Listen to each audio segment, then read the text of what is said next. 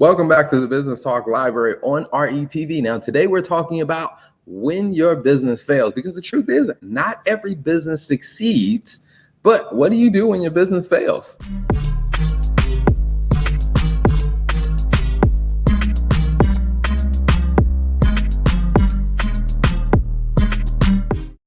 So inevitably, there are situations where a business idea doesn't work out. And a lot of people struggle with that because some people don't know what to do when the business fails. Or, someone once said, very successful entrepreneur out of Nashville. I mean, I think they're one of the, I think they was like the number 35 as far as the fastest growing companies in America.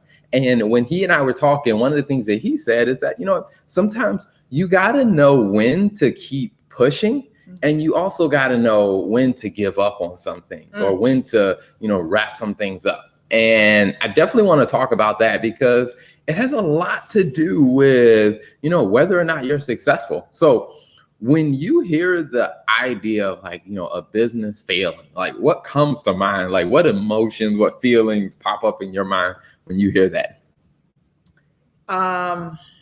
Never back down. I think that's like the Nigerian in me sometimes is like, nah, we ain't failing. We're doing this. If we're doing this, we're doing this right. So I think it's just like not conceding, almost like maybe denial. I think like, hey, like I can do this. I can keep going. Like there's a light at the end of the tunnel. But like the founder of the Nashville company said, like, all right, you got to know when to quit. Like you got to know when to quit. And I think there's such a negative stigma associated with quitting that people are like, I don't really know that I want to do that. Like I put all my blood, sweat, and tears into this business. But for me, I would say the emotion that comes to my mind is like denial, in some sense feeling defeated because it's like I put all my effort into this and now I have to like basically abandon it after all this work that I've done. Yeah, no, I think that's a big one because when I talk to people who have where, let's say, their business, the idea failed, a lot of times some people take it personal. But one of the consistent characteristics I find about people who are very successful in any type of entrepreneurial endeavor, they've gone through several failures. So like they've gone through things that like, hey, I started this, it failed horribly. Like this didn't work, that didn't work. And the venture that ended up succeeding was like number 3 or number 4. Yeah. And it's something that I noticed that, hey, that's a common pattern because very few people are like Mark Zuckerberg where, hey, they started a business, it went to huge success. I mean, because very few people actually get it right their first time. I mean, and I think about it like an analogy, like most people don't realize this. Like when you're watching, let's say like a television show or you're watching a movie, if you see a scene and you're like, man, that scene was really good. But what they don't realize is they filmed that scene like 20 to 30 times that they filmed that exact 5-minute segment trying to get it just right for what you saw on TV. What that tells me is there were at least 19 failures before they got the one scene that's like, hey, this is the good one. And I think when it comes down to business, I think a lot of people, like I said, they go through those emotions of if my business fails, does that mean that I'm a failure? No, I think I agree. I think also the other thing that you mentioned is I think a lot of times people don't focus. They'll be like, they'll basically like slide quickly, like almost do a highlight reel of the failures and then be like, and then they were successful. Like they failed and failed and failed and failed. And then they were successful. And it's like, that was a whole like years of failure, years of trying it, years of being like, all right, this is not a good idea. Like, I just think about, like, I know we've watched the Men Who Built America or The People That Built America, where it talks about just like Edison and how many times he did the experiment of the light bulb. And I think, one of the things that I think is we've kind of gotten to a sense where we're like, all right, there's been applications like Facebook, even TikTok, even Clubhouse, like stuff that's come up and we're like, oh my gosh, it just blew up. And the founders have made, millions of dollars. And hey, this is just such a great thing. And everyone's trying to be the next Facebook. Everyone's trying to be the next TikTok, but it's like, nah. And another thing we also have to think about is not a lot of times when things come with like the trends and the what's popular now is like stuff like that isn't always long lasting. It may be seasonal. Like Instagram, when Instagram first came out, it was such a big thing and everyone loved it and everyone's amazed by it. Now it's kind of like, hey, what's the next big thing, you know? TikTok, and then what's the next big thing? You know, Clubhouse or whatever. So I think is just really, for me, I would say, kind of as I think about it, is appreciating the failures and appreciating the process that people have to go through to get there. Because one of the things that you have to think about is, and I think I've read this quote somewhere where it talked about failure doesn't necessarily, I like what you said, their failure isn't a reflection of you. It's just a reflection of, hey, maybe you just need to try something different. Or simply put, maybe business isn't for you. Yeah. I mean, I think that could definitely be a indicator because, you know, I always say, you know, separating the person from the business because, you know, it's part of the reason why, like say, for example, like laws are the way they are. I mean, whether it's tax law or whether it's, you know, for liability and legality, like the business is separate from the human being. Like oftentimes the business will have its own Social Security or EIN number because the business is separate from the human being, which like when people hear like, oh, this person filed bankruptcy, but you know, they're a billionaire. And then what it tells me is what that person has kind of understood is this business idea is what I need to file bankruptcy on. But me as a person, I am not bankrupt. It's just this business is. And I think once you start to look at it as, hey, this business has a life of its own. This business idea may or may not work out because even for us, like, I mean, like there have been a couple businesses that I've tried to where I'm like, hey, that business idea didn't work. And I gave up on the idea, but I didn't give up on myself. This is true. Yeah, no, I agree. And I was just going to say that too. I think it's just realizing like, all right, like being able to distinguish between what it is that you tried. And I think just like not being ashamed, because to be honest with you, I think like a lot of it just has to do with shame. It's just like, well, I tried this thing and I failed at it. Like now everyone's going to know I'm a failure. And one of the things that I've had to kind of be, I think is just realize is just to be in love with continuing to be in love with the process of learning, because yeah, the business may have failed, but you've taken a ton of experience from the failures that you can now go use to put into another business. And I think just being okay with I think this is something that you tell me often, and I'm still learning it. There is no wrong decision. You just need to make a decision. So if you decide, hey, like, all right, like this business failed, it's not a reflection on my abilities. Like I'm going to go try something else. I'm going to learn from what I did wrong and I'm going to go try something else. Or, hey, I don't think I want to do this business thing anymore. The great thing is you never have to ask yourself, hey, what if? What if I had done this business? What if I hadn't? Because you've tried it. It didn't work out. And now you're moving on to something else, whether it's working for someone else or it's moving on to another business. But at least you tried it. And I think for me, that has been the thing where we were talking about a few days ago. It's like, it's better for you to fix. It's easier. Actually, not easier. You can fix a wrong decision, but you cannot fix regret, right? So like regretting that, hey, I should have done this and I didn't. A lot of times you can't fix that. I mean, especially if you can go back and change the situation or you can do something different in that situation, then you're going to have to live with the regret and work through that and get over it. But at least if you made the wrong decision, you can fix that. And so for me, I'm like, I would much rather do it, try it, fail. And, you know, part of it is getting over the anxiety and getting over the fear of failure, but do it, try it, fail, and fix it if I need to, versus like not do it at all and just live with the regret of like, oh my gosh, like I wish I tried it. What would have happened? A lot of times when you have that, like where would you have been if you had taken this job, if you had started this business, like if you had stuck with your New Year's resolutions? Like there's all of those questions. But hey, you know, I think at the end of the day, it's just you owe it to yourself to give yourself the opportunity to try it. And if you fail, like, I guess don't look at it as the end of the world. Look at it as an opportunity to try something different. And you've learned that lesson. Yeah. And I think it's, you know, it's one of those things where like we always have to reconfigure our mentality as it comes to the word failure. And I know some people are like, well, I don't like the word failure. I'm like, I embrace the word failure. Failure is not an option. Because I mean, it's like, you know, failure is something that I think it has a very negative tone to it, to where people hear the word failure and they have all these negative emotions. But, you know, from my experience, you know, I say, you know, I had an Edison moment. Actually, my dad and I had an Edison moment when I was younger, and we were trying to do something that was very legitimate, very good. It's just we didn't know that what we were doing at the time accidentally built a bomb in my mom's kitchen. So where we were, all right, we were trying to put chlorine in the small pool that we had.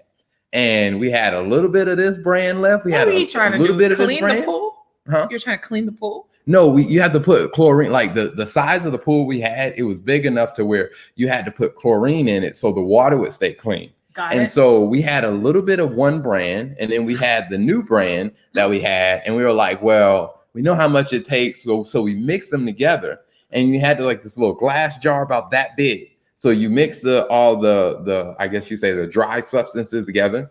You pour water in it, and then you screw a top on, you shake it up, and then you just pour it out in the pool, and you let the pump circulate it. Well, when we put the mixtures together and we started shaking, like my dad was shaking the glass, and he was like, "Wow, this glass is getting hot."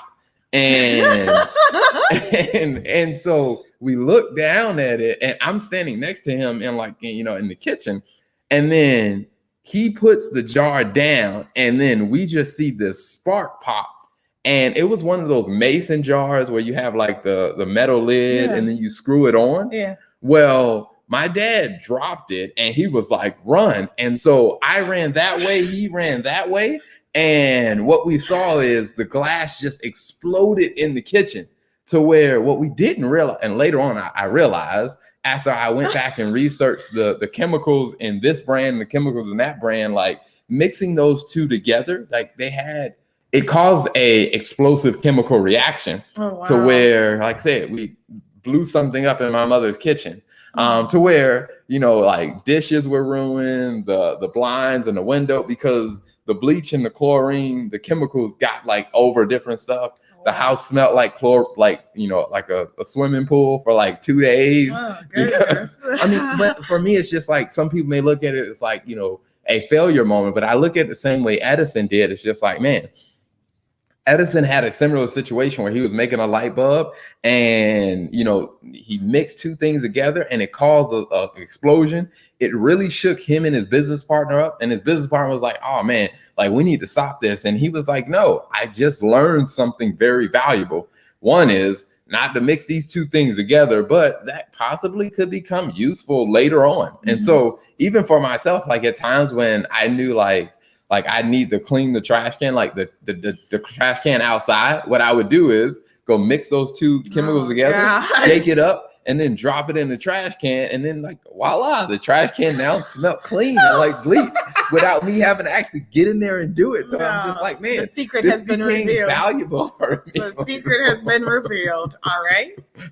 But what I did learn is I definitely would never do it on a big scale, because I'd probably go to jail for that, because the impact would just be too big. Mm-hmm. But it's just like, man, like, learning from those experiences, like this could have been a horrible failure that we could have walked away and said, hey, you know what, we're just getting rid of the pool. We're never doing this again. But I think, that's one of those mentalities I carried in the business where like, hey, this idea may not work out. I mean, even when you look at it on the micro level, like there are things that we try in the TL Turner group to where, hey, this idea may or may not work out.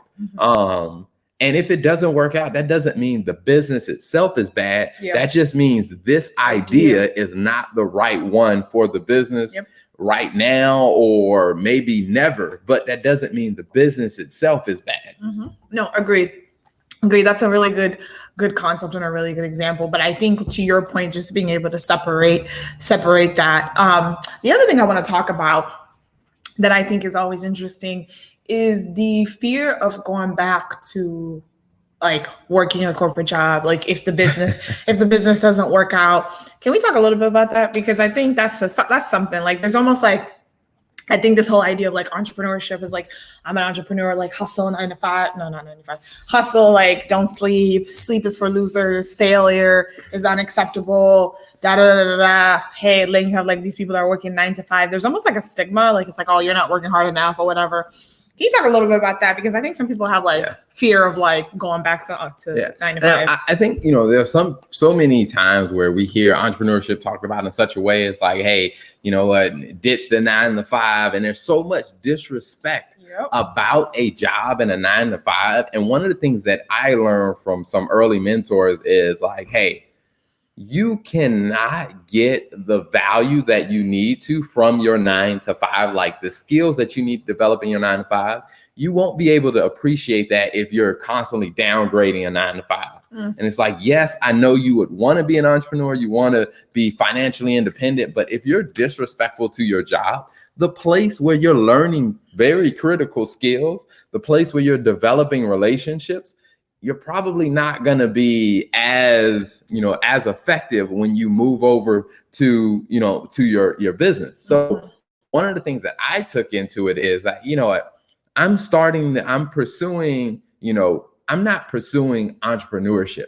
I am pursuing this business idea. And if this business idea is not going to generate, the financial return, or it's not going to generate the objective that I'm after, and a job will help me generate the financial returns that I need, and it will help me actually achieve what my real objective is, then I would say there's nothing wrong with you ending your business and going back to a job. Because I always tell people is you got to really take a step back.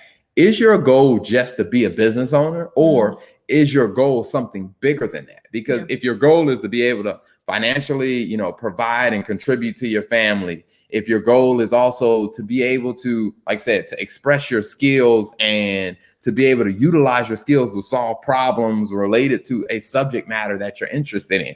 And I'm like, maybe for some people, a job is a better way for you to provide for your family and solve the type of problems, or to use the skills that you're trying to put to work. Because I always say that entrepreneurship sounds attractive, but it's not always the answer. And sometimes you get into entrepreneurship and you realize, like, man, I didn't realize I needed to spend, 80% of my time doing sales or doing marketing. Like, I don't like that. And then maybe going back to a job isn't a bad thing. Yeah, no, that's a really good point. And I think you always say this, and I think it's always interesting. Like, you can't be, it's such a good quote, like it's quotable. You can't be a rock star or you can't be a slacker. I'll go ahead and say it. Because I'm not doing it right. Go ahead. You can't be a slacker in the daytime and a rock star at night. Like, you can't slack off on your job and then just be like, oh, I'm going to be this superstar entrepreneur. Like, that just doesn't happen.